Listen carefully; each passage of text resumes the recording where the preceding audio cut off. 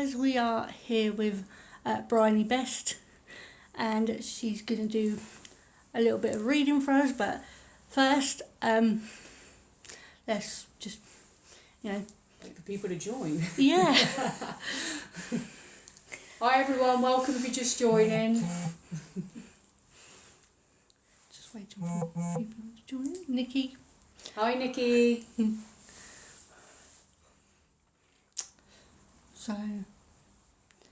So how long have you been writing for? I first started writing when I was a child. I used to write poetry. Really? Yeah. Well, my poetry's pretty dark though. It's not the nice, happy kind that makes you feel good afterwards. And then even when I was older, as an alcoholic and a drug addict, I was writing poetry as well. So it's all pretty dark, dark stuff. But writing books, I started writing my first book in 2011, but I didn't actually publish my first book until November 2021. Wow, so Yeah. you've been writing for a long, long time. Hi, Taylor and Joe. Hi Just Taylor, hi joined Joe. us. And Dominic just joined us. Hi. Hi Dominic. So, what inspired you to write? Well, I'm a very creative person, but I'm also a spiritualist and I meditate. I'm into wellness. I'm a holistic therapist too. Uh-huh. And I was meditating and I got the inspiration and this overwhelming urge just to write down my story. Let's go back in time. Yeah. So anytime I'm around friends, colleagues, even strangers, I'd make a comment or something would come out of my mouth about my life. Yeah. And everyone's faces would go like that. And my friend would quiet time me. She'd go, quiet time. Because what's normal to me apparently isn't very common. And I know my life is very interesting. I've led quite a colourful life. Yes. But this overwhelming urge just to write down my story, and I knew I had to get it out. So I just started typing like the wind. I had no thoughts about publication, no thoughts about becoming a best-selling author or my book selling all over the world. I just knew I had to write it down. And I had no idea what I was doing, if I was honest. Yeah. Do you find sometimes that's just the best way? At the start, because I was unaware, I didn't know what I should be doing, so yeah, that's fine. But now I have an idea. When I sit down to write a book, the idea comes into my mind, and I'm quite an obsessive person. I have quite an addictive personality, so when it comes through, I then need to get it out. And I plan what I want the reader to feel and what I want to tell them in each chapter. So each chapter, it could be that I just want to tell them that I moved house. So then you'll have a whole chapter based around that. Yeah. So I do have more of a plan when I'm writing now, and I do think that's better. We've got Mark. Hey Mark. We've got a few other people. Hello other people. Quite a few people joined. Hi guys, thank you for joining us.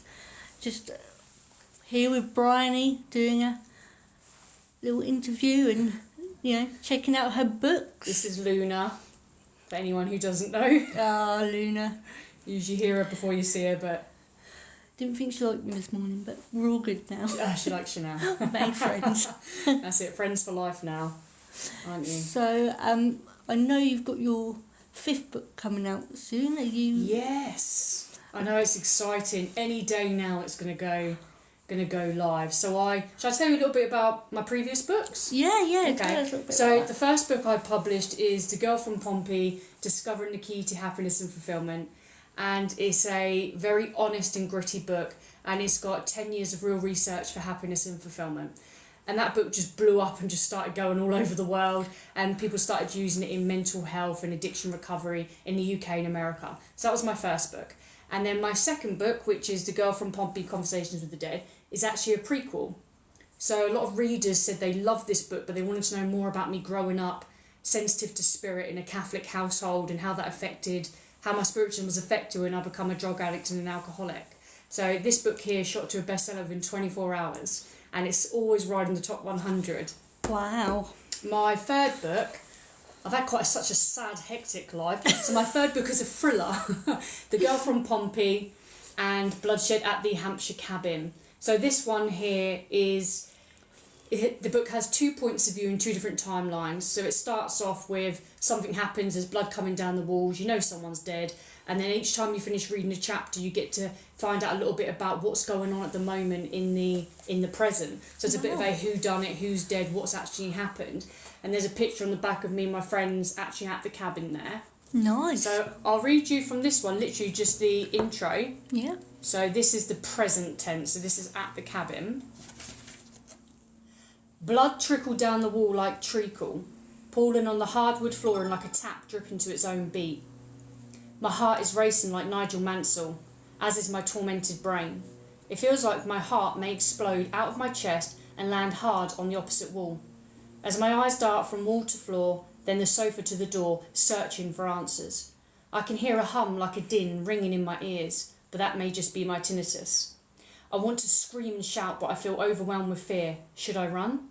I focus on my breath, in and out. Inhale through my nose and exhale through my mouth. Just breathe, Bryony. The room starts to spin out of control, and in a flash, my world turns black. Wow. And then it goes back to the build-up of us going to the actual cabin. So that one, I'm a massive thriller lover, and one thing I don't like is predictable endings or predictable thrillers. Yeah. And this one here, apart from people who know the story because they lived it, Yeah. no one really guesses the ending, and I really, really love that one. Then let me just get rid of the chihuahua. Yeah. So it was a bark at a lawnmower outside. And then my next one, I sat down, I thought I'm going to write another thriller, because sadly I have got quite a few thrillers in me. And the powers that be were like, no, you're writing a book about healing. So I wrote a healing journey, healing the mind, body and spirit. So each chapter is based on a different medical condition or long-term condition, and my approach to how to cope with that long-term condition using spiritual and holistic therapies and healings. And the chapters, they can vary from trauma to long-term conditions, anxiety, multiple sclerosis, fibro, to cancer, cancer. So there's some pretty heavy subjects in there. But this one went to a bestseller within 2 hours. Wow. Yeah. Can I read you the intro to this one? Yeah, go for it. Yeah. This one's slightly a little bit longer. The trees swayed majestically like they were dancing to soft music that only they could hear. Secrets poured out from them in waves, crashing into the stone brick wall of my garden. Energy rooted down into the ground, an electric spark with immense power. I am a tiny ant in existence with an insignificant blob in history. We are all so temporary. I can feel the grass beneath my skin, itchy and pointed like 1,000 soft blades waiting to attack on her command. She is watching, observing as she beats down on my skin with a relentless heat. Is she permanent? She is, after all, the mother of this planet, a force that can give life or take life. She holds the power, and it is she who decides. As Mother Nature rises up and shows us her glory, her magnificence and her divine, we are reminded that we're the odd ones out. We are the circles inside a life full of squares. We have invaded and conquered like an infestation, a virus that is arrogant with no acceptance of the effortless flow of energy. We could all ride the currents and move in unity, but we choose not to. We choose ignorance. A gentle breeze tickles my skin, soft and playfully. The winds of change, I welcome you. I invoke you. Element and plea it to take away my pain, my sins and my dark thoughts. I wish for her to whirl around me, extracting negative energy, freeing my soul and releasing me from past habits. We can learn and grow, embracing changes and a new direction. We only have to open our hearts and minds to the possibility. Do we truly hold the power to become someone new? To rid ourselves of past traumas and karmic energy loops? We are more powerful than our human brains could ever comprehend. We are spirit. We are the light, equally as powerful as the sun. Our thoughts are alive. They move and they create, building our world around us. What do we spend most of our time thinking about? A robin is sat on my rotten wooden table, still wet from an earlier shower of rain. Many believe that a robin represents a loved one who's passed over to spirit. I notice that the robin bird hardly flaps its wings. Instead, it rides the waves of wind and gravity. By utilising nature and the elements around it, effortlessly the bird glides and lands upon my shed roof. Nature has learnt how to work as one, in harmony with this planet. Energy is the fabric of existence, transforming and evolving. My body is energy, although it may not feel like I have any on some days, especially when the pain is too much for me to bear. I'm not a doctor or a psychologist. I'm a holistic therapist who lives a life of mindfulness and well-being. I'm well known as a person of experience after battling common health issues such as trauma, addiction, anxiety, depression, psychosis, nerve damage and irritable bowel syndrome. The first time I had dark thoughts and considered taking my own life was at the ripe age of 11. Let's pause for a moment while we breathe and repeat that age in our mind. 11. I've been diagnosed with both incurable and temporary conditions, some physical and few psychological, but all unwanted. I can name many other conditions that you may be familiar with: severe back pain, degrading muscles, aura migraines, chronic urinary tract infections, stomach ulcers, food intolerances. A few of my health conditions were brought on by my other problems. For example, my alcoholism and drug addiction definitely impacted or was the root cause of my stomach ulcers. You have chosen this book because you're seeking knowledge and answers. Can we really impact our own health beyond medical science? Are there alternative ways to aid our own healing?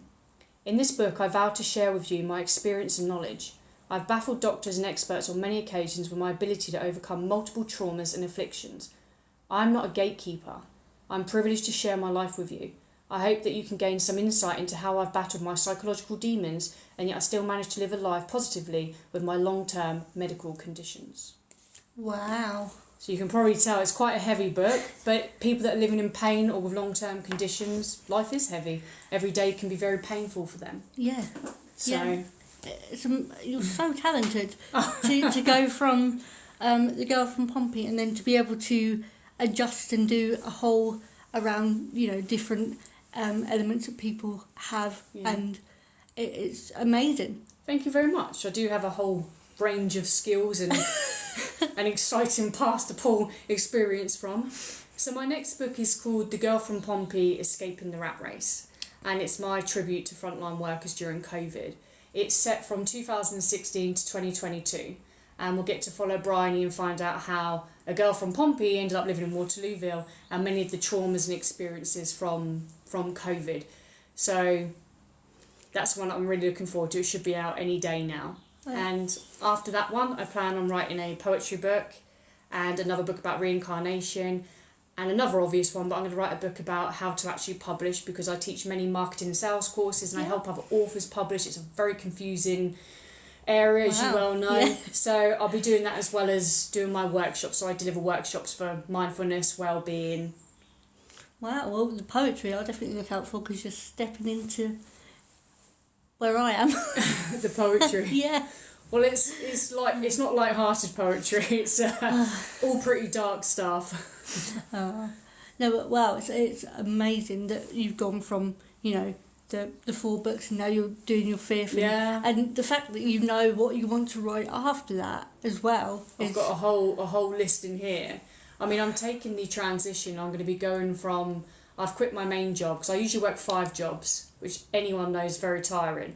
And around all of that, I'm trying to write books and market books as well as do all of my other businesses. So I'm actually taking the plunge and I'm quitting my main job. I finished this Friday to write full time and do my workshops. So hopefully that'll give me more time to focus on what I actually want to do and I'll be able to help more people in a larger area. One of my favourite things about becoming an author is not only just helping people, but I've been invited into schools to teach early intervention for drink and drug addiction to teenagers. And that wasn't available when I was younger. I mean, I was recognised alcoholic by the age of 16. So obviously there is a need for some type of education around addictions and alcoholism and mental health as well. Yes. So I'm really excited to be using all of my teaching and training skills and all of my knowledge and holistic therapies to help people. It's incredible because I think a lot of schools do need stuff like that. Many young children and teenagers do get dragged into stuff quite young. So that it's amazing that you can do that kind of stuff. And I think we've got someone on here that just asked, where do you do your mindfulness workshops? So shortly there'll be some that are online, but at the moment I mainly do them in Portsmouth.